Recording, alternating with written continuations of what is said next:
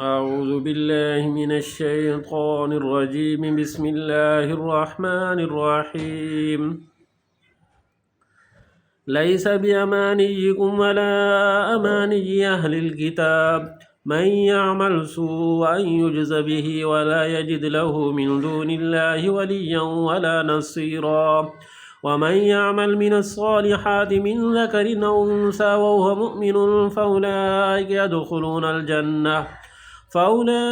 يدخلون الجنة ولا يظلمون نقيرا. ومن أحسن دينا ممن أسلم وجهه لله وهو محسن واتبع ملة إبراهيم حنيفا واتخذ الله إبراهيم خليلا. ولله ما في السماوات وما في الأرض وكان الله بكل شيء محيطا. ويستفتونك في النساء قل الله يفتيكم فيهن وما يتلى عليكم في الكتاب في يتامى النساء اللاتي لا تؤتونهن ما كتب لهن وترغبون أن تنكحوهن والمستضعفين من البلدان وأن تقوموا لليتامى بالقسط وما تفعلوا من خير فإن الله كان به عليما.